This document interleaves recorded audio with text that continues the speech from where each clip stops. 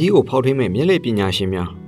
သူတို့ကမျက်လက်ဆရာတွေဒါပေမဲ့သူတို့ရဲ့နောက်ဆုံးလှည့်ကွာဟာကဘာလုံးဆိုင်ရာလှိုးဝက်ချက်ကိုဖော်ထုတ်ဖို့ပဲမြင်းစည်းသူရဲ့လေးဦးရဲ့အန်ဒီရဲ့အရှိဆုံးလှည့်ကွာအာနာနဲ့ငွေကြေးရဲ့မောင်မိုက်တဲ့ဘက်ချမ်းကိုသူတို့ဘလို့ထိုးဖောက်ကြမလဲဆိုတဲ့စိတ်ဝင်စားဖို့ကောင်းတယ်2025ခုနှစ်ကထွက်ရှိခဲ့တဲ့ Now You See Me Now You Don't ဆိုတဲ့စကားလေးကိုတင်ဆက်ပေးတော့မှာဖြစ်ပါတယ်ကဲဒါဆိုရင်တော့အရင်ဆုံးအခုလိုမျိုးစိတ်ဝင်စားဖို့ကောင်းတဲ့ဇလံကောင်းကောင်းလေးတွေကိုရွေးချယ်တင်ဆက်ပေးသွားမယ်ကျွန်တော်တို့ရဲ့ Mythical Mood Recap Channel လေးကိုလည်း Like and Subscribe လေးလုပ်ပေးသွားကြဖို့လည်းမမေ့ပါနဲ့ခင်ဗျဇလံလေးအစမှာတော့ဆယ်စုနှစ်နီးပါးပျောက်ကွယ်သွားတဲ့မြင်းစည်းသူရဲကောင်းတွေအဖြစ်သတ်မှတ်ထားတဲ့ကမ္ဘာကျော်မျက်လက်ပညာရှင်တွေပြသမဲ့မျက်လက်ပြပွဲကိုကြီးစုဖို့အတွက်လူတွေကြိတ်ကြိတ်တို့လက်မှတ်ဝယ်ယူနေကြတာဖြစ်တယ်နာမည်ကြီးမျက်လက်ပညာရှင်၄ဦးလုံးနှစ်တည်းအကြာကြီးပြောက်ပြီးမှပြန်ပေါ်လာတာကြောင့်ပရိသတ်တွေအားလုံးရင်ခုန်စိတ်လို့ရှားနေကြတာလည်းဖြစ်တယ်စင်ပေါ်မှာနာမည်ကြီးမျက်လက်ပညာရှင်တွေပေါ်လာပြီးဧည့်သည်တော်တွေကအားလုံးကအယူလောက်ခံခြင်းလို့အခုပွဲတဲ့ကိုလာကြတာလားဆိုပြီးမေးခဲ့ကြတယ်မိတ်ဆက်တာတော့မှမျက်လက်ဆရာတွေကကိုရောင်ဖြောက်နီးပညာတွေကိုသုံးပြီးပွဲထက်လာတာကြောင့်ပရိသတ်တွေအားလုံးအော်အော်တောင်းနေဖြစ်နေခဲ့ကြပါတယ်နောက်ထပ်မထင်မထားတဲ့စင်နောက်ကနေဂျက်တယောက်ပေါ်လာပြီး AI နဲ့စစ်ပွဲတွေကလူတွေကိုကမောက်ကမဖြစ်စေတာကြောင့်သူတို့ဟာမခွဲခွာခြင်းပဲဆယ်စုနှစ်နီးပါးခွဲခွာခဲ့ရတာကြောင့်အခုမှပြည်သူရှိကိုပြန်ရောက်လာတာကြောင့်စိတ်မကောင်းကြောင်းပြောခဲ့ပါတယ်အခုဖြစ်နေတဲ့ပြဿနာတွေအားလုံးကိုဖြေရှင်းဖို့မျက်လက်ဆရာတွေရောက်လာပြီးဖြစ်တာကြောင့်ပြည်သူတွေအားလုံးစိတ်မပူဖို့တတိပေးခဲ့ပါတယ်ပြည်သူတွေကလည်းသူတို့သဘောကျတဲ့မြင်းစည်းသူရဲတွေပြန်ပေါ်လာတာကြောင့်အော်တောင်းနေဖြစ်နေခဲ့ကြတယ်အဲဒါနဲ့ချက်တယောက်နောက်ထပ်လက်ညှိုးထိုးလိုက်တဲ့အခါမှာတော့ဟန်လီဆိုတဲ့မြင်းစည်းသူရဲအမျိုးသမီးတအုပ်ပေါ်လာပါတော့တယ်ဟန်လီဆိုတဲ့ပရိသတ်တွေသဘောအကျဆုံးလူတွေကတယောက်ဖြစ်ပြီးမျက်လက်ပညာမှာလည်းတစ်ဖက်ကန်းခတ်အောင်တော်လွန်းတာကြောင့်ပရိသတ်တွေအချစ်ကိုလည်းအပြည့်အဝရထားတာဖြစ်တယ်ကလေး၃ယောက်အမေဖြစ်တဲ့ဟန်ဂရီးယားဆိုရင်တိတ်တော်လုံးပြီးထမျက်တာကြောင့်ပူသီတာယောက်ျားတွေဆွဲလန်းမှုကိုအပြည့်လဲရထားတာဖြစ်တယ်ဟန်လေးတယောက်ထွက်လာတာနဲ့ပွဲတွေကယောက်ျားသားတွေကိုလောက်ခတ်နိုင်တယ်လို့နောက်ထပ်ဘလို့ထူးခြားမှုတွေပြသမလဲဆိုတာကိုလည်းအားလုံးကရင်ခုန်စိတ်လို့ရှားပွဲစောင့်မျှော်နေတာလည်းဖြစ်ပါတယ်အဲဒါနဲ့ဟန်လေးအတင်းပြောတဲ့လူတွေကိုလူတယောက်ကတတိထားပြောဖို့မျက်လက်ဆရာတွေကနားထောင်နေနိုင်တာမလို့ဆရာပြောတာတီထားဖို့ပြောခဲ့ပါတယ်သူတို့ကလည်းနားထောင်နေလဲဂယုမဆက်ကြောင်းဖြစ်ချင်တာဖြစ်ပါစေဆိုပြီးပြောခဲ့ကြပါတော့တယ်အဲဒါနဲ့ဘေးနာကမိန်းကလေးတယောက်ကရှင်ဖုန်းကာဘာကရွှေအစ်စ်လားဆိုပြီးမေးခဲ့တယ်ကာဘာကရွှေအစ်စ်နဲ့လှုပ်ထားတာမလို့မင်းယူနေလားလို့ပြောခဲ့တယ်အဲဒါနဲ့ကောင်မလေးကလည်းဒီပွဲလေးကိုလာတဲ့လူတွေအားလုံးကအယူတွေလည်းဖြစ်တယ်လို့မျက်လက်ဆရာတွေလည်းဖြစ်တယ်ရှင်ပစ္စည်းအချိန်မရွေးပျောက်သွားနိုင်တာကြောင့်တတိထားဖို့ပြောနေပါတော့တယ်အဲဒါနဲ့မျက်လက်ဆရာတွေကလည်းအရင်ဦးဆုံးဖဲချက်တွေကိုဝေလိုက်ပြီးပြည်သူတွေစိတ်ကိုဖတ်ပေးမယ်လို့ပြောလိုက်ပါတယ်။ခိုင်ထားတဲ့ဖဲချက်တွေကိုတယောက်နဲ့တယောက်လဲလိုက်ပြီးကတ်တွေကိုလည်းဖလဲဖို့ပြောခဲ့တယ်။အဲဒါနဲ့ကောင်မလေးတယောက်ကိုဘာဖဲချက်ခိုင်ထားလဲမိတော့တောက်ဖဲချက်တစ်ချက်ကိုခိုင်ထားတယ်လို့ပြောခဲ့တယ်။အဲဒါနဲ့မျက်လက်ဆရာကလည်းပိုရှုပ်ထွေးသွားအောင်လုပ်မယ်ဆိုပြီးနောက်ထပ်တောက်ဖဲချက်ကိုဘသူခိုင်ထားလဲဆိုပြီးမိတော့ကောင်လေးတယောက်ကသူ့စီမှာရှိကြောင်းထပ်ပြောခဲ့ပါတယ်။ဖဲချက်ကနှစ်ပွင့်ဆုံသွားတာကြောင့်ပိုရှုပ်ထွေးသွားပြီဆိုပြီးသဘောကျနေခဲ့ပါတယ်။အားလုံးကလည်းစုံသွားတဲ့ဖဲချက်ပိုင်ရှင်နှစ်ယောက်ကိုဘာတွေဆက်လုပ်မလဲဆိုတာကိုတော့စိတ်ဝင်စားစောင့်ကြည့်နေကြပါတယ်။မျက်လက်ဆရာတွေကလည်းလူမဟုတ်တဲ့နောက်ထပ်မြင်းစည်းသူရဲကောင်းတယောက်ပေါ်လာပြီးဆိုပြီးပြောကစင်ပေါ်တက်လာဖို့ခေါ်လိုက်ပါတော့တယ်။ကောင်လေးလည်းစင်ပေါ်တက်လာပြီးနာမည်ကြီးမျက်လက်ဆရာလေးနဲ့အတူရှင်ရက်ခွင့်ရလို့ပျော်ရွှင်နေပါတော့တယ်။ခဏနေတော့မျက်လက်ဆရာကငါမျက်လုံးကိုတေချာစိုက်ကြည့်ပြီးအိတ်လိုက်ဆိုပြီးပြောလိုက်တော့ကောင်လေးကချက်ချင်းအိတ်သွားပါတော့တယ်။မျက်လက်ဆရာလည်းသဘောကျသွားပြီးငါတို့မျက်လက်ပညာတွေအစွမ်းထက်သေးတာပဲလူတရက်ကိုချက်ချင်းအိတ်သွားနိုင်အောင်စွမ်းဆောင်နိုင်သေးတာပဲဆိုပြီးကြည့်ကသဘောကျနေပါတော့တယ်။အဲဒါနဲ့မျက်လက်ဆရာကလည်းအခုအိတ်နေတဲ့ကောင်လေးဟာခမည်းတော်အမြင်မှာတာမန်လူတယောက်လို့ထင်ရပေမဲ့အခုညမှာတော့သူကထူးခြားဆန်းပြတဲ့မျက်လက်နီးပညာတွေကိုပြသပေးမှဖြစ်ပါတယ်။အဲဒါနဲ့မျက်လက်ဆရာလည်းကောင်လေးခန္ဓာကိုယ်လေးကိုဟန်လေးကိုဝင်ပေးပါလားဆိုပြီးပြောကချက်ချင်းဝင်ခိုင်းလိုက်ပါတော့တယ်။ဟန်လေးကလည်းလုံးဝမငင်းပဲဝင်ပေးမယ်ဆိုပြီးချက်ချင်းဝင်သွားပါတော့တယ်။ခဏနေတော့ဂျက်ပက်လှည့်ပြီးအတော်ဆုံးကောင်လေးမင်းလည်းဝင်လိုက်တော့ဆိုပြီးပြောတာကြောင့်ဂျက်လက်ချက်ချင်းဝင်သွားပါတော့တယ်။အဲဒါနဲ့နောက်ဆုံးကြံနေတဲ့အလက်ဘက်ကိုလှည့်ပြီးငါကောင်လေးအလက်မင်းလည်းဝင်လိုက်ပါအောင်ဆိုပြီးပြောတော့အလက်ကမဝင်ကျင်တာကြောင့်ခေါင်းနေခါနေခဲ့တယ်။အဲဒါနဲ့အလက်ကလည်းပရိသတ်တွေအားလုံးကိုတက်တာပြပြီးချက်ချင်းဝင်သွားပါတော့တယ်။နောက်တော့သူတယောက်တည်းကြံခဲ့တာကြောင့်မျက်လက်ပြဖို့ဆိုတာအများကြီးလိုတာကြောင့်ကျွန်တော်လည်းဝင်သွားလိုက်ပါအောင်မယ်ဆိုပြီးချက်ချင်းဝင်သွားပါတော့တယ်။မျက်လက်ဆရာတွေအားလုံးတော့အိပ်ပျော်နေတဲ့ကောင်လေးကိုယ်တွေကိုအားလုံးရောက်သွားခဲ့ပါတော့တယ်။ခဏနေတော့ကောင်လေးနှုတ်လာပြီးဂျေဒန်ဖြစ်တာကြောင့်အားလုံးဘလို့မျက်လက်မျိုးကိုကြည့်ကျင်ပါတယ်။အစင်သစ်ဖြစ်နေပြီလားလို့မေးခဲ့ပါတယ်။ပရိသတ်တွေအားလုံးလည်းမျက်လက်ဆရာတယောက်ချင်းစီအမှုအရာတွေနဲ့ပြောနေတာကြောင့်ထူးခြားဆန်းပြတဲ့ပြကွက်တွေမြင်ရတော့မယ်ဆိုပြီ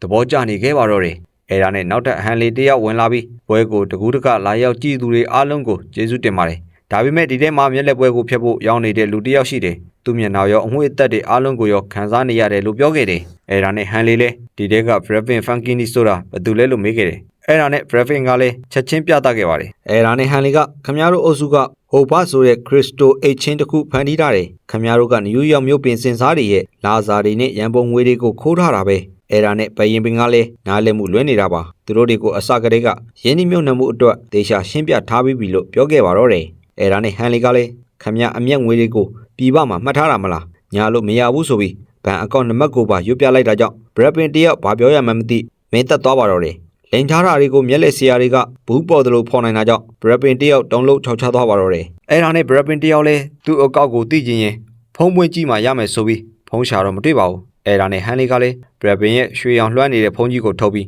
ဒီဖုံးကရွှေအစ်စ်လားတန်ဖိုးကြီးတာကြောင့်နောက်ဆိုပစ္စည်းတွေကိုတတိထားကင်လို့ပြောခဲ့တယ်အဲ့ဒါနဲ့ဟန်လီကစိတ်ဖက်သူဖြစ်ပေမဲ့ချက်ကတော့ပစ္စည်းအလက်အပြောင်းပွားတာကျွမ်းတာကြောင့်တတိထားဖို့ပြောခဲ့တယ်လူတော်များများကလည်းသူတို့ပစ္စည်းတွေစင်ပေါ်ရောက်သွားတာကြောင့်အော်မဆုံးဖြစ်နေကြပါတော့တယ်အဲ့ဒါနဲ့ကျက်လက်ဖုန်းတွေကိုပိုင်ရှင်လေးစီရောက်အောင်စင်ပေါ်ကနေပြပေးလိုက်တာကြောင့်ဘရပင်ကဒေါသထွက်နေပါတော့တယ်ဘရပင်လည်းဒေါသထွက်သွားပြီးစင်ရှိကိုထွက်လာတာမင်းတို့ဘာကောင်းနေလဲဘာလို့ငါတို့ပစ္စည်းတွေကိုအခုလိုမျိုးလုံးနေတာလဲမကြောက်ဘူးလားဆိုပြီးမေးနေခဲ့တယ်အဲ့ဒါနဲ့ကောင်းလေးကလည်းဘရပင်ကိုကြည့်ပြီးဟန်လီပြန်တက်တာကိုမင်းမင်းနေတာပဲဆိုပြီးပြန်တက်ပြလိုက်ပါတော့တယ်ဘရပင်တယောက်ဘာမှလုပ်လို့မရတော့ပါဘူးရိုက်နှက်ဖို့နေနေသားဖမ်းလို့ပြုတ်လို့လဲမရတော့တာကြောင့်ဘရပင်တယောက်စိတ်ညစ်သွားတော့တယ်နောက်တော့ကောင်လေးကိုလေးကနေအားလုံးထွက်လာပြီးတယောက်ပြီးတယောက်ပေါ်လာတာကြောင့်ပရိသတ်တွေအားလုံးကသဘောကျနေကြပါတော့တယ်သူများနဲ့မတူတဲ့စိတ်ဝင်စားဖွယ်လက်ကွက်တွေကိုတုံးတာကြောင့်ပရိသတ်တွေကသဘောအကျကြီးကျနေပါတော့တယ်နောက်တော့အလက်ကနောက်ထပ်တူကြတဲ့လက်ကွက်တွေပြမယ်ဆိုပြီးပြောကကင်ထားတဲ့အရက်တွေအားလုံးဖဲချက်တွေပေါ်ကိုလောင်းချခိုင်းခဲ့တယ်လောင်းချလိုက်ပြီးရင်ဖဲချက်တစ်ချက်စီတိုင်းမှာစကလုံး12လုံးပါတယ်လို့ပြောခဲ့တယ်ချက်တို့ပြောနေတာတွေကိုလည်းပရိသတ်တွေအားလုံးကစိတ်ဝင်စားဖွယ်နားထောင်ကြပါတော့တယ်အဲ့ဒါနဲ့ဟန်လီကလည်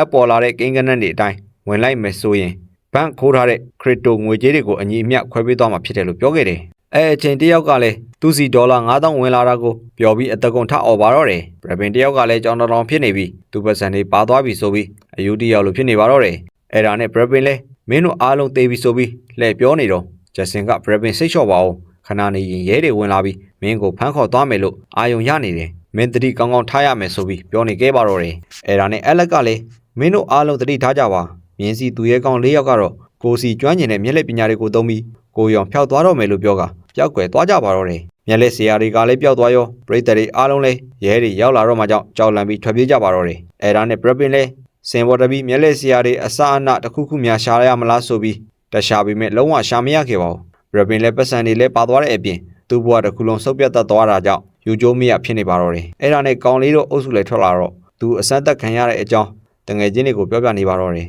ကောင်လေးလေးအားလုံးကိုလဲထားပြီးတေချာမျက်လက်ပြနိုင်တာဟန်လေးတဲ့အလက်ပိုတော်ပြီးစိတ်ခံစားမှုကောင်းတယ်လို့ပြောခဲ့တယ်လူတွေကကိုယ်တဲကိုအငှားဝင်ပြီးတေချာတုပပြောဆိုပြသနိုင်ဖို့ဆိုတာတော်ရုံမျက်လက်စွမ်းအားနဲ့မရဘူးလို့ကောင်လေးကပြောပြခဲ့တယ်အဲ့ဒါနဲ့တငယ်ချင်း3ယောက်သားအိမ်ပြန်ကြတော့တိုက်ခန်းကပိတ်ထားတာကြောင့်အထဲဝင်လို့မရခဲ့ပါဘူးအဲ့ဒါနဲ့လမ်းပေါ်မှာညအိတ်ကမှာကိုတွေ့ပြီးကောင်မလေးကလည်းအပေါ်ကိုခုန်တက်ကတကားဖွင့်လိုက်ပါတော့တယ်တငယ်ချင်းတွေကလည်းထက်လုံးပြီးညံကောင်းလုံးနဲ့ကောင်မလေးလှုပ်ရှားမှုတွေကိုကြည့်ပြီးသဘောကျနေပါတော့တယ်အဲ့ဒါနဲ့ကောင်မလေးလည်းအိတ်ထဲမှာပါလာတဲ့ဘရပင်ပတ်စံတွေကိုကြည့်ပြီးသူတို့ကတော့ထောလာပြီးမြဲဟိုဘဲကတော့ဘဝပြက်ပြီဆိုပြီးတွေးနေပါတော့တယ်ဘရပင်တယောက်လည်းမတရားအမျက်ကြီးစားထားတဲ့ပတ်စံတွေအားလုံးပါသွားတာကြောင့်ယူကျိုးမရဖြစ်နေပါတော့တယ်တငယ်ချင်း3ယောက်မုတ်စားဖို့လုပ်နေတော့အစင်ရောက်လာပြီးသူတို့လိမ်ပြီးပတ်စံတွေအမျက်ထုတ်သွားတဲ့အကြောင်းပြောပြခဲ့တယ်အဲ့ဒါနဲ့ရက်ကလည်းသူတို့ကိုဘလို့ရှာတွေမလဲဆိုပြီးမိတော့ဂျက်ကမခတ်ပါဘူးစက္ကန့်30လောက်ပဲကြာတယ်လို့ပြောခဲ့တယ်အစင်အောင်စက္ကန့်ပိုင်းအတွင်းရှာနိုင်ရင်ရဲတွေလည်းမကြခင်မင်းတို့ကိုဖမ်းနိုင်မှာပဲလို့ပြောတော့တယ်ရဲတွေလည်းမသိအောင်ပတ်စံတွေကိုအမျက်တွေထုတ်လူတွေကိုလိန်စားနေတဲ့အပြင်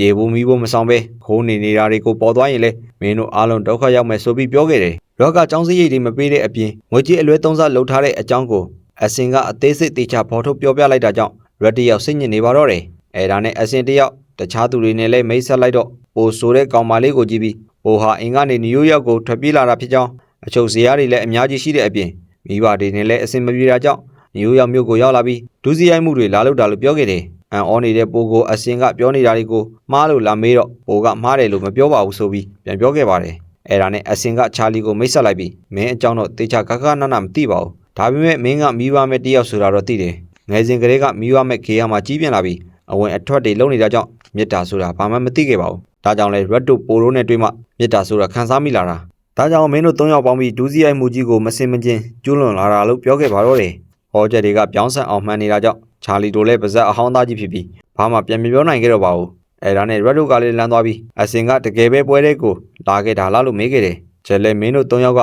ငါတို့မျက်လက်ပညာရှင်တွေမျက်နှာကိုအလွဲသုံးစားလုပ်ပြီးလူတွေကိုလည်းလိမ်လည်ပြီးပစ္စည်းတွေယူတာကရာဇဝတ်မှုမြောက်ပြီးခိုးယူမှုလည်းမြောက်တယ်လို့ပြောခဲ့တယ်အဲ့ဒါနဲ့အစင်ကလည်းအိုင်းကမင်းတို့စီလွတ်လိုက်တာကြောင့်လာခဲ့တာလို့ပြောပြီးကတ်တကတ်ကိုထုတ်ပြလိုက်တယ် အားလုံးကလည်းဝိုင်းကြည့်လိုက်တော့အစင်ကအကတဲ့မှာလေရင်လက်မှတ်လေးတစ်စောင်းပါဆိုပြီးတခြားနိုင်ငံကိုသွားပြီးမင်းတို့အားလုံးမျက်လက်ပြခွင့်ရမယ်ဒီလိုထူးခြားတဲ့အခွင့်အရေးကိုနောက်ထပ်မရနိုင်တာကြောင့်တေချာစဉ်းစားဖို့ပြောခဲ့ပါတော့တယ်အဲ့ဒါနဲ့ဂျက်ကလည်းသူတို့အဖွဲ့သားတွေကထွက်သွားကြတာကြောင့်တကွဲတပြားစီဖြစ်ကုန်ပြီးရှေ့ဆက်ဖို့မဖြစ်နိုင်ဘူးလို့ပြောခဲ့တယ်ဒါကြောင့်သူနဲ့အတူရက်တို့ပူးပေါင်းပြီးဘဝတစ်ခုလုံးပြောင်းလဲသွားမယ်ကြီးကြီးမားမားပြောင်းလဲမှုကြီးကိုလုပ်မယ်လို့ပြောခဲ့တယ်အစင်အစီအစဉ်ကိုဘိုတိုချာလီတို့ကသဘောကျပေမဲ့ရက်ကတော့သဘောမကျခဲ့ပါဘူးအခုလဲသူတို့ဘာသာပြက်ကွက်တွေကိုဖန်တီးနိုင်လုံနိုင်နေတာကြောင့်တခြားသူတွေအကူအညီလဲမလို့သလိုမပူးပေါင်းနိုင်ဘူးလို့ပြောခဲ့ပါတော့တယ်အဲ့ဒါနဲ့အစင်တယောက်လဲဆေးဆိုးသွားပြီးထွက်သွားတော့ဘိုတိုကရက်ကိုဝိုင်းပြောကြပါတော့တယ်အစင်ကနမဲကျော်အကျော်အမော်ဖြစ်တဲ့အပြင်တချိန်ကသူတို့အားလုံးလေးစားအားကြရတဲ့လူတစ်ယောက်လေးဖြစ်တာကြောင့်အတူတူပေါင်းဖို့ပြောခဲ့တယ်အဲ့ဒါနဲ့ရက်ကလည်းတချိန်ကသူ့ဘာသာဘာကြီးပဲဖြစ်နေပါစေအခုတော့ဘာမှမဟုတ်တော့သလိုအလကားကောင်ကြီးဖြစ်နေပါပြီဆိုပြီးပြောတာကိုအစင်ကကြားသွားခဲ့ပါတော့တယ်အဲ့ဒါနဲ့အစင်လည်းပြန်လှည့်လာပြီးပူးပေါင်းမှလားမပူးပေါင်းဘူးလားအမြန်ဆုံးစဉ်းစားတူပြီးပြောခဲ့ပါတော့တယ်အဲ့ဒါနဲ့ရက်တို့လည်းသဘောတူလိုက်ပြီးနောက်ထပ်လှည့်ကွက်တစ်ခုကိုစားဖို့စီစဉ်ကြပါတော့တယ်နောက်တစ်ခါမှတော့လာရောက်ဝယ်ယူသူတွေကိုကျေးဇူးတင်စကားပြောနေတဲ့ဘန်တာဘကုမ္ပဏီပိုင်ရှင်တထိမကြီးကိုမြင်တွေ့ရမှာပါသူကုမ္ပဏီကထုတ်ကုန်တွေကိုစိတ်ချယုံကြည်ပြီးအခုအချိန်ထိအားပေးလာတာကြောင့်သူတို့နှစ်ပေါင်းများစွာရက်တည်နိုင်နေဆိုပြီးကျေးဇူးတင်စကားပြောခဲ့တာလည်းဖြစ်တယ်နောက်တော့ဘန်တာဘကုမ္ပဏီပိုင်ရှင်တထိမကြီးကိုရှယ်ယာရှင်တွေကအတိုးနှုန်းတွေကုမ္ပဏီချင်းဝင်တွေနဲ့ပတ်သက်ပြီးအပြန်အလှန်ဆွေးနွေးနေကြတာဖြစ်တယ်ထုတ်ကုန်တွေကိုအစင်းမြင့်ဖို့နဲ့နောက်ထပ်လည်းထူးခြားပြီးတာလွန်ကောင်းမွန်တဲ့ထုတ်ကုန်တွေကိုထုတ်ဖို့တိုက်တွန်းအကြံပေးနေကြတာဖြစ်တယ်အဲ့ဒါနဲ့ဝီလီယံဆိုတဲ့လူတစ်ယောက်ကစိန်တွေကိုဈေးလျှော့ရောင်းဖို့ပြောနေတာကြောင့်ပိုင်ရှင်က35ကာရက်ရှိတဲ့စိန်တုံးကြီးကိုကင်ပြီးဝီလီယံရှာပေါ်တင်ပြခဲ့တယ်အဲ့ဒါနဲ့ပိုင်ရှင်ကဝီလီယံသာစိန်ကိုမျိုးချလိုက်ရင်လူနာတင်ရင်နေမလားခင်သွေးထွက်လွန်နိုင်ပြီးစက္ကန့်ပိုင်းအတွင်းတည်သွားနိုင်တယ်လို့ပြောခဲ့တယ်လူအသက်ကအရေးကြီးသလို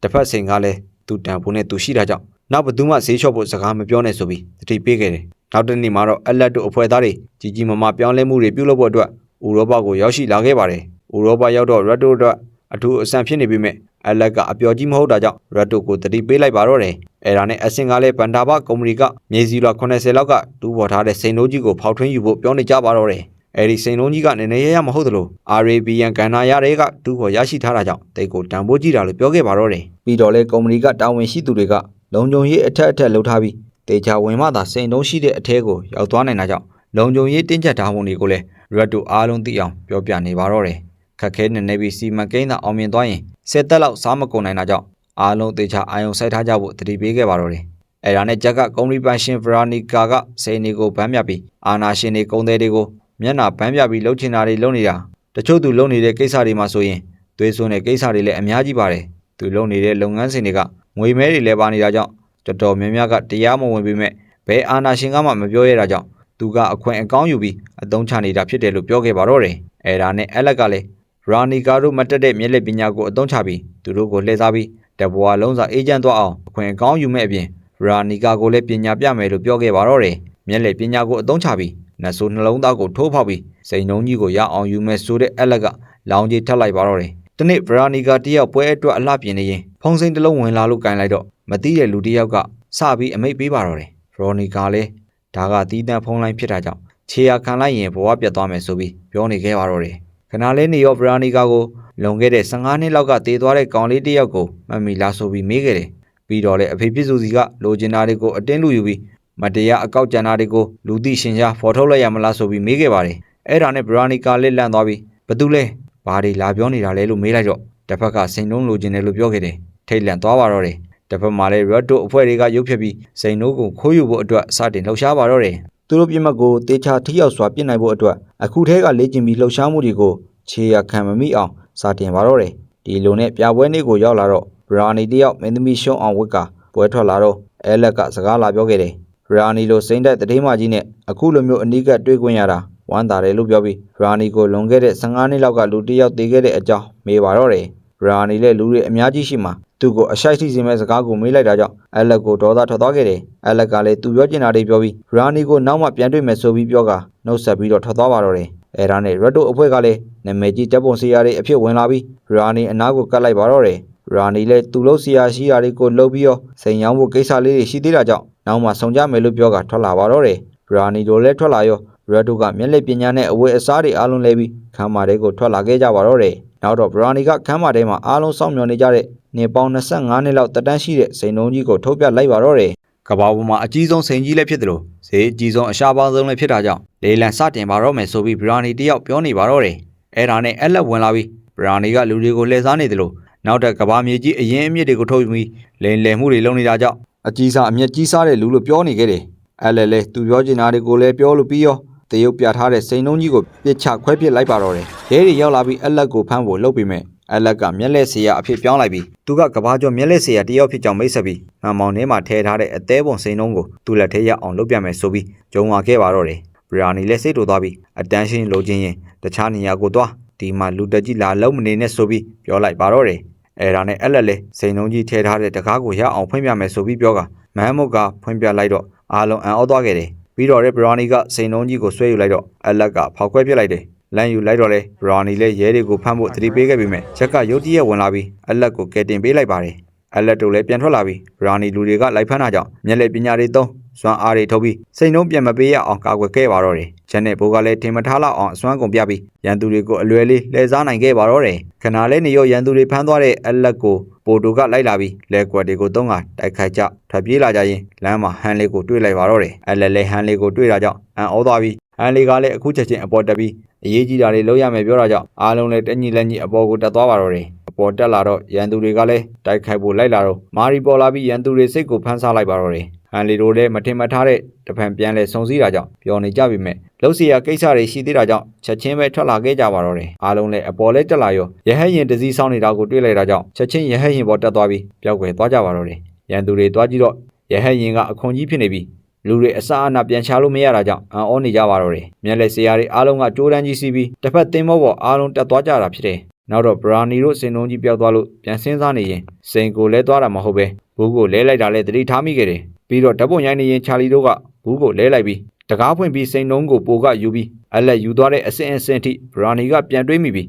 းစိတ်တုန်နေပါတော့တယ်နောက်တစ်ခါမှတော့သင်းမောပေါ်လဲတက်ကြရောအလက်တို့အဖွဲအသားတွေဘာလို့ကွဲသွားတာလဲဆိုပြီးမေးခဲ့ကြတယ်အဲ့ဒါနဲ့မာရီကလည်းအိုင်းကမဖြစ်နိုင်တာတွေကိုခိုင်းပြီးရုရှားအကျဉ်းထောင်ကနေလွတ်လန်းမမြင်တဲ့ဟာတွေကိုခိုင်းတာကြောင့်အခုလိုမျိုးအဖွဲကွဲသွားတာလို့ပြောခဲ့တယ်ဒါဆိုမြင်းစီသူရဲကောင်းနေပြန်စုံနိုင်မလားဆိုပြီးမေးတော့တေကြတာအလက်လက်တွေကတန်း90တန်းစိန်နှုံးကြီးရှိနေပြီးအိုင်းတယောက်ပေါ်လာနိုင်တယ်ဆိုပြီးဟန်လီကတေချာပေါက်ကောက်ချက်ချနေပါတော့တယ်အလိုနဲ့အလက်တို့အဖွဲသားတွေအားလုံးအိုင်းစီခိုင်းချက်တွေအရဘေဟေဒီတွေအားလုံးပြည့်နေနေတဲ့ပြင်သစ်ဆန်အိမ်တော်ကြီးကိုရောက်လာခဲ့ပါတော့တယ်ဟိုရောက်တော့ဘေဟေဒီဆန်နဲ့တကားကိုကြည့်ပြီးချက်တယောက်ဘလို့ဖွင့်ရမလဲဆိုတာခေါင်းစားနေခဲ့တယ်အဲ့ဒါနဲ့ပိုးကလည်းချက်ကိုဆရာဝင်လို့ပြီးတကားကိုဖွင့်ပြလိုက်တာကြောင့်အလက်တို့ကလည်းပိုရဲ့လို့ရည်ကန်ရီကိုကြည့်ပြီးသဘောကျနေပါတော့တယ်အဲ့ဒါနဲ့အားလုံးကလည်းဘေဟေဒီဆန်နဲ့အရာတွေကိုတေချာခေါင်းစားရှာဖွေနေကြရင်နောက်ဆုံးတာဒီရက်ကိုတွေးလိုက်ပါတော့တယ်တာဒီရက်ကိုအားပေးတဲ့လူများတာကြောင့်ချာလီတို့ကလည်းအမာခံပြိတ်သက်ဆိုပြီးမိတ်ဆက်ကြပါတော့တယ်အဲ့ဒါနဲ့ဟန်လီတို့ကလည်းရိုးရိုးတန်းတန်းခေါ်ပြီးမိတ်ဆက်လေးရတယ်လို့အခုတော့ဘေဟေဒီများစွာဖွက်ပြီးမိတ်ဆက်လိုက်တာကြောင့်အားလုံးကလည်းအထိတ်အလန့်ဖြစ်နေကြပါတော့တယ်တာဒီရက်ကလည်းရိုးရိုးတန်းတန်းခေါ်ရင်ပြင်းစရာကောင်းတာကြောင့်အခုလိုမျိုးပြောစရာကောင်းအောင်ပြန်လဲစုံစည်းလိုက်တာလို့ပြောခဲ့ပါတော့တယ်ဒီလိုနဲ့အဖွဲသားတွေအားလုံးပေါင်းပြီးဘရာနီအကြောင်းကိုအတင်းပြောနေရင်ဘရာနီကလူသက်မှုနှစ်ခုတောင်ကျူးလွန်ထားတဲ့အပြင်သူမကောင်းတဲ့မျက်နှာဖုံးကိုဖုံးထားပြီးအရင်ရှင်တွေကိုကတ်ထားပြီးမတရားလုပ်နေတာတွေကြောင့်အိုင်းကသူ့မျက်နှာဖုံးကိုခွာချဖို့အတွက်အခုလိုမျိုးစီစဉ်ခဲ့တာဖြစ်တယ်လို့တာဒီရက်ကပြောခဲ့တယ်အဲ့အချိန်တာဒီရက်တို့စကားကောင်းနေကြရင်ရဲတွေအင်တိုက်အားတိုက်ရောက်လာပြီးတာဒီရက်ကိုဝိုင်းထားလိုက်ပါတော့တယ်ဒီလိုနဲ့ရဲတွေဝင်ဖမ်းတော့လေအားလုံးကကိုစီလှည့်ပြားတာတွေရောကိုရောင်ဖြောက်တာတွေရောကျွမ်းတာကြောင့်ရဲတွေကိုအသီးသီးလဲစားထွက်ပြေးနိုင်ပြီမဲ့အသက်ကြီးနေပြီဖြစ်တဲ့တာဒီရက်တယောက်ကတော့တနက်မှန်သွားပါတော့တယ်တနက်ထီသွားတာကိုဟန်ဆောင်ထားပြီမဲ့ဟန်လေးတို့ကရိပ်မိသွားတာကြောင့်အခုလိုဖြစ်သွားတာကိုစိတ်မကောင်းဖြစ်နေကြပါတော့တယ်တာဒီရက်လည်းဘရာနီကိုအမြန်အုံဆုံးတားဖို့သူမရှိလဲတယောက်နဲ့တယောက်လက်တွဲပြီးဘရာနီယာမျက်နှာဖုံးကိုအမြန်ဆုံးခွာချဖို့တောင်းဆိုခဲ့ပါတော့တယ်မာနေရင်တာဒီရက်တယောက်ဆုံးသွားတော့အလက်တို့လည်းဆရာလည်းဖြစ်တယ်လို့လုံးဖို့ဂိုင်ဘက်လည်းဖြစ်နေတာကြောင့်ဝမ်းနဲ့ပူဆွေးကြပါတော့တယ်အပြင်ပြန်ထွက်လာတော့လေအဖွဲသားတချို့အဖမ်းခံလိုက်ရတာကြောင့်အလက်တို့တွေထောင်ဖောက်ဖို့ကြမ်းကြပါတော့တယ်ထောင်ထဲကိုဝင်နိုင်မဲ့နီးလန်းတွေမာရီတို့ကိုကယ်တင်နိုင်မဲ့နီးလန်းတွေကြမ်းကြပါတော့တယ်တနေ့မြင်းစည်းသူရဲကောင်းတယောက်ရောက်လာပြီးထောင်ဝင်စာလာတွေ့ရင်လက်ပြတ်သွားတဲ့ပုံစံဟန်ဆောင်ပြီးအသက်ကုန်အော်ဟစ်ပါတော့တယ်ရဲကလည်းဆေးဝါအကူအညီသွားရှာရင်နှာခေါင်းထဲထည့်ထားတဲ့တုပ်ကိုထုတ်လိုက်ပြီးချက်ကိုထုတ်ပေးခဲ့ပါတော့တယ်ကျက်လည်းအရင်ကမြင်းစည်းသူရဲကောင်းတယောက်ဖြစ်ခဲ့တဲ့လူလာကိုပြန်တွေ့လိုက်ရတာကြောင့်တိတ်ဝမ်းသာသွားခဲ့တယ်နောက်တော့မာရီကိုလည်းသွားထုတ်ပေးပြီးမာရီကလည်းမတွေ့တာကြပြီးဖြစ်နေတဲ့လူလာကိုပြန်တွေ့လိုက်ရတာကြောင့်ဝမ်းသာသွားခဲ့တယ်။တညမြင်းစည်းသူရဲကောင်း၄ဦးဦးစီးပြီးမျက်လက်ပြောက်ွက်တစ်ခုကျင်းပခဲ့ပါတော့တယ်။လူလာတို့ပြန်ဆုံတွေ့ခဲ့ကြပြီးအလက်ကလည်းသူတို့အသေးပုံစိန်ကိုခိုးခဲ့ကြောင်းဒါကြောင့်ဒီနေ့ညမှာတော့ပိုင်ရှင်အစ်စ်ကိုပြန်ပြီးမယ်ဆိုပြီးပြောခဲ့ပါတော့တယ်။ အဲဒါနဲ့တစ်ဖက်မှာလည်းဘရာနီကနောက်ဆုံးပေါ်ပြိုင်ကအသစ်ကြီးကိုမိတ်ဆက်နေတဲ့အခမ်းအနားကိုအလက်တို့သွားပြီးကြည့်ခဲ့ကြတယ်ဘရာနီကအလက်တို့ကိုတကူတကဧည့်ခံနေတော့ရက်တို့ရောက်လာပြီးပြိုင်ကားကိုအနီးကတပ်ပွင့်ရိုက်ဖို့ကြံပါတော့တယ်လုံခြုံရေးကပေးမဝင်ပေမဲ့ရက်တို့နှစ်ယောက်အကြံအဖန်တွေလုပ်ပြီးကားအနီးနားကတ်ခွင့်ရအောင်ကြိုးစားပါတော့တယ်ဘရာနီတို့ကမာရီကိုဖမ်းထားတာကြောင့်အလက်တို့ကခိုးထားတဲ့စိန်ကြီးကိုပြန်ပေးလိုက်ပြီးမာရီနဲ့လဲလိုက်ပါတော့တယ်အချိန်ရက်တို့ကကားကိုမောင်းထွက်သွားတာကြောင့်အုံအောတောင်းနေဖြစ်ကုန်ကြပါတော့တယ်တစ်ဖက်မှာလည်းမြင်းစီသူရဲကောင်း၄ဦးကထွက်ပြေးကြရင်ဘရာနီဂျိုဒင်စီစဉ်ထားတဲ့ထောင်ချောက်ထဲဝင်လာပါတော့တယ်ဘရာနီကလည်းတဲတွေချလိုက်ပြီးမြင်းစီသူရဲတွေအားလုံးသေအောင်လှုပ်ကြံလိုက်ပါတော့တယ်မြင်းစီသူရဲတွေလည်းသူတို့အားလုံးထွက်ပေါက်မရှိပဲပိတ်မိနေတာကြောင့်အသက်ရှင်ဖို့နီးလန့်ရှာနေကြပါတော့တယ်နောက်တစ်ခါမှတော့ရက်တယောက်ပြိုင်ကားကိုခွင့်ပြုချက်မရှိပဲအသေးအတန်မောင်းနေတာကြောင့်ရဲတွေဝိုင်းပြီးဖမ်းတာခံလိုက်ရပါတော့တယ်တစ်ဖက်မှာလည်းရေတွေကျလာပြီးနင်းမြုပ်လူနီးပါဖြစ်နေတာကြောင့်မြင်းစီသူရဲတွေစိန်လေးတစ်လုံးအတွက်နဲ့အသက်ဆုံးရမှာမတန်ဘူးဆိုပြီးတွေးကြောင်နေပါတော့တယ်ကံကောင်းကျင်တော့ဟန်လေးကသူ့မျက်လက်စွမ်းအားတွေကိုသုံးပြီးမန်ကိုပောက်ခွဲကအားလုံးယုံထွက်နိုင်ခဲ့ကြပါတော့တယ်နောက်တစ်ခါမှတော့ဘရာနီတယောက်ကိုချာလီကစောင့်နေပြီးသူကတားအရင်ဖြစ်ကြောင်းစိန်တုံးကိုပြန်ပေးဖို့ပြောခဲ့တယ်အဲဒါနဲ့ဘရာနီလည်းစိန်တုံးကြီးကိုပြန်ပေးပြီးချာလီကိုပြစ်တက်လိုက်ပါတော့တယ်ချက်ချင်းပဲဘရာနီတယောက်စင်မြင့်ထက်ရောက်သွားပြီးချာလီလဲစားတာခံလိုက်ရပါတော့တယ်စင်ပေါ်လေးရောက်တော့ဘရာနီကိုဖမ်းချုပ်လိုက်ပြီးချာလီကတားအရင်ဖြစ်တာကြောင့်စိန်ပွင့်ကြီးကိုလက်ဆင့်ခံမယ်လို့ပြောလိုက်ပါတော့တယ်နောက်တော့အပြစ်အကျွေးအတွက်ဘရာနီကိုကိုရောင်ဖျောက်လိုက်ပြီးကုမ္ပဏီကြီးကိုအမွေဆက်ခံသွားမယ်အပြင်စိန်ထွက်ရှိလာတဲ့တောင်အာဖရိကကိုလူဒန်းသွားမယ်လို့ပြောရင်ဇလန်းလေးလေးပြီးဆုံးသွားပါတော့တယ်